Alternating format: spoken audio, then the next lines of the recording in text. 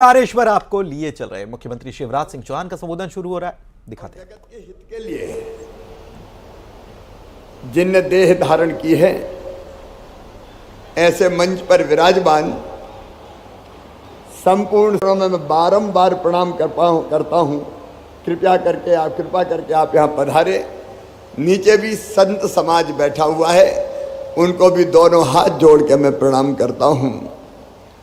इस अवसर पर उपस्थित हमारे सभी बहनों, भाइयों और भांजे भांजियों, आज सचमुच में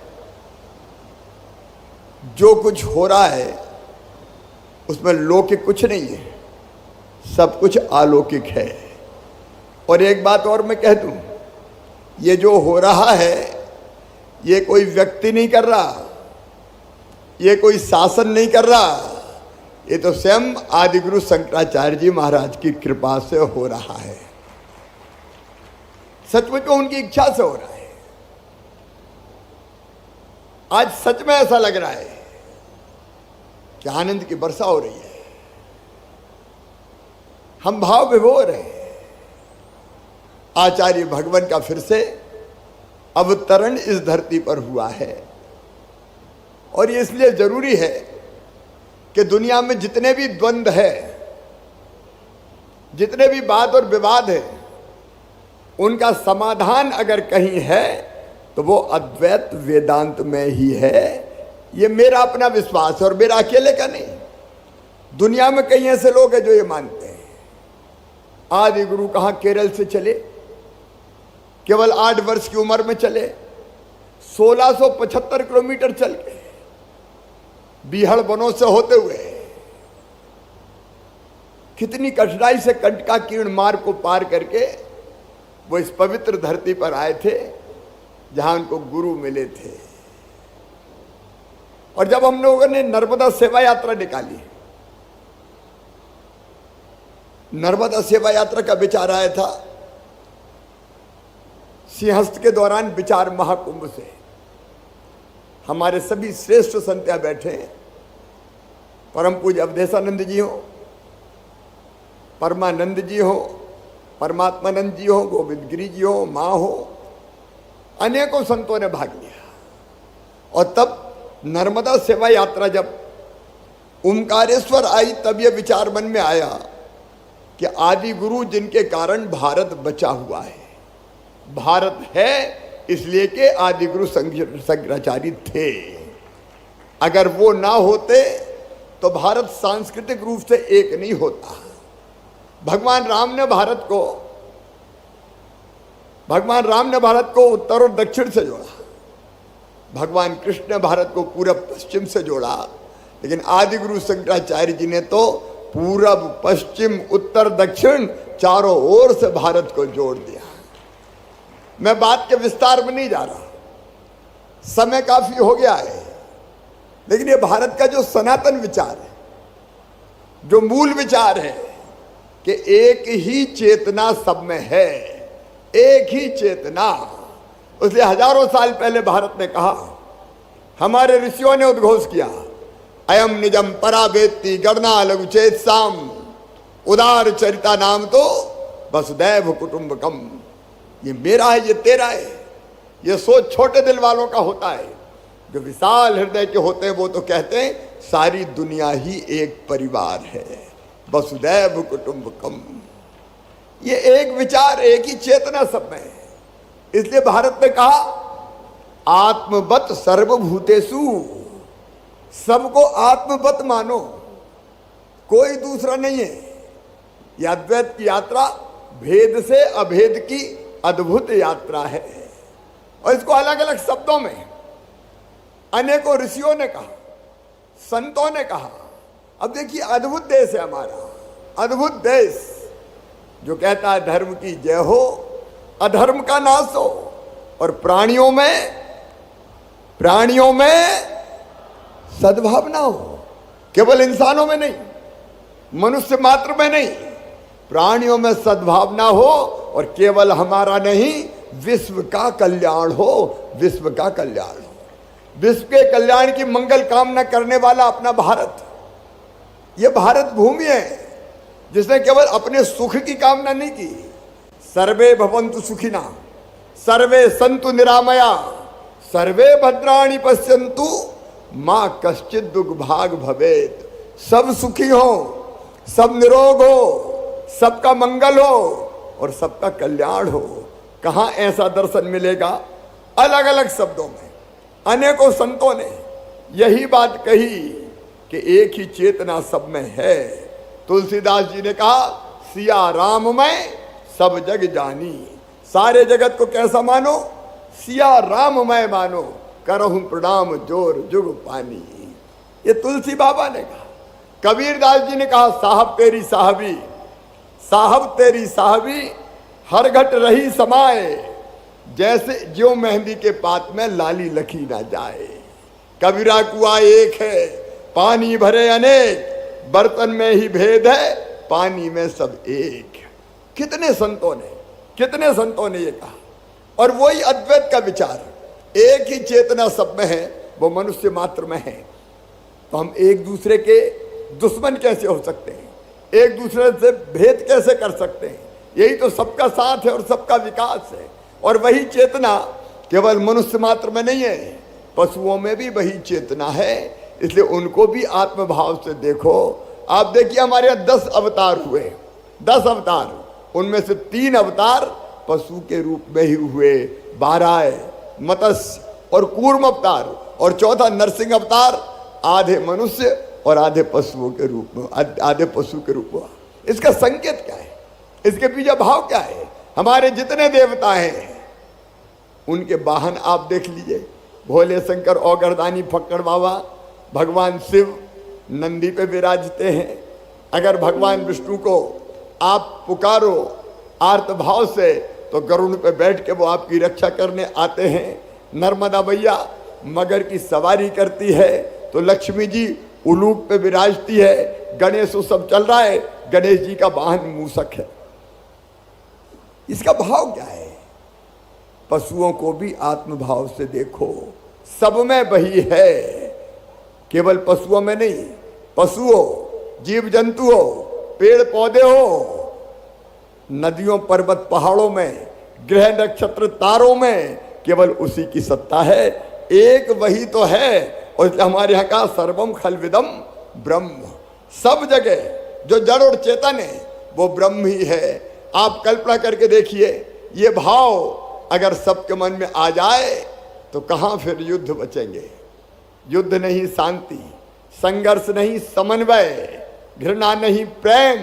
ये संदेश केवल अद्वैत ही दे सकता है, केवल अद्वैत ही दे सकता है। और इसलिए मन में ये विचार आया कि आचार्य शंकर ने, आचार्य भगवान ने जिस विचार को पुनर्स्थापित करने का काम किया, उस समय कितने भेद थे, अलग अलग मत, मतांतर, उनके झगड़े, संघर्ष, सबको पंचायतन पूजा से उन्हें एक करने का काम किया, एक करने का काम किया। और मैं अंतरात्मा से ये मानता हूं, अंतरात्मा से, कि भौतिकता की अग्नि में दग्ध विश्व मानवता को शाश्वत शांति के पद का दिग्दर्शन कोई कराएगा तो ये अद्वैत दर्शन ही कराएगा, अद्वैत वेदांत ही कराएगा। और कोई दूसरा मार्ग दुनिया के पास नहीं है, और कोई दूसरा मार्ग दुनिया के पास नहीं है। और इसलिए मन में यह विचार आया कि आचार्य भगवान, जिनके कारण आज भारत है, जिनके कारण आज सनातन है, उन आचार्य भगवान की प्रतिमा, जब हम ओमकारेश्वर आए उस समय तो छोटी प्रतिमा थी, तब मन में आया कि एक विशाल मूर्ति आचार्य भगवान की यहाँ स्थापित की जानी चाहिए। और उसमें जो बात आई कि आचार्य शंकर की जो मूर्ति होगी उसका नाम क्या हो, तो एकात्मता की मूर्ति, स्टैचू ऑफ वननेस, पूरे भारत को और पूरी दुनिया को जो एकात्मता का संदेश देगी। और ऐसी भव्य मूर्ति, दिव्य, सचमुच में आज तो मैं खड़ा हुआ तो मैं देखते ही रह गया। ऐसा लग रहा था जैसे आचार्य भगवान एक टक देख रहे हो और सब पर आशीर्वाद की वर्षा कर रहे हो, सब पर आशीर्वाद की वर्षा कर रहे हो। ये अद्भुत केंद्र बनेगा संतों की कृपा से, आचार्य भगवान की इच्छा से ये अद्भुत केंद्र बनेगा। एकात्मता की मूर्ति स्थापित हो गई है। इसके बाद अद्वैत लोक का हमने भूमि पूजन कर दिया है। मेरे मन में यह भाव था कि आने वाली पीढ़ियां अद्वैत है क्या ये जाने, और इसलिए हम कोई ऐसी रचना करें कि एक सिरे से अगर हमारे बच्चे हो, नौजवान हो, वो घुसें और दूसरे सिरे से निकलें तो अद्वैत दर्शन उनके दिमाग, मन, मस्तिष्क और आत्मा में बैठ जाए। इसको पीढ़ी, एक पीढ़ी से दूसरी पीढ़ी, तीसरी पीढ़ी, लगातार ये विचार बढ़ता जाए। इसलिए यहां अद्वैत लोक बनेगा जिसका आज भूमि पूजन किया गया है। और इसके साथ साथ इसका एक महत्वपूर्ण घटक है आचार्य शंकर अंतर्राष्ट्रीय वेदांत संस्थान। ये अद्वैत का सिद्धांत दुनिया भर में जाना चाहिए और दुनिया के अनेकों फिलासफर ये मानते हैं।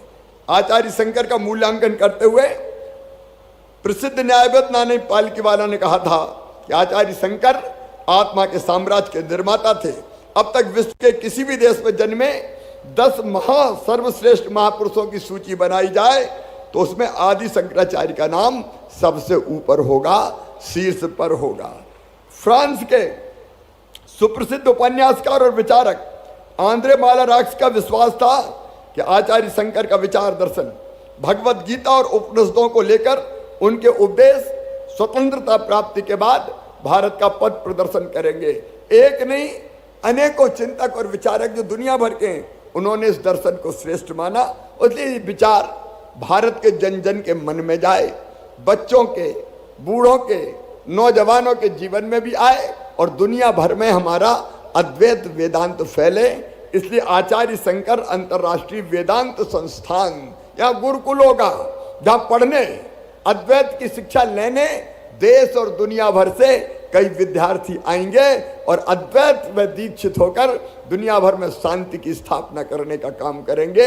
एक अद्भुत, ये तो ज्ञान भूमि है आचार्य भगवान की, ज्ञान भूमि। जहां उनको गुरु मिले थे, यहां से ज्ञान का प्रवाह लगातार संपूर्ण विश्व में होता रहेगा, संपूर्ण विश्व में होता रहेगा।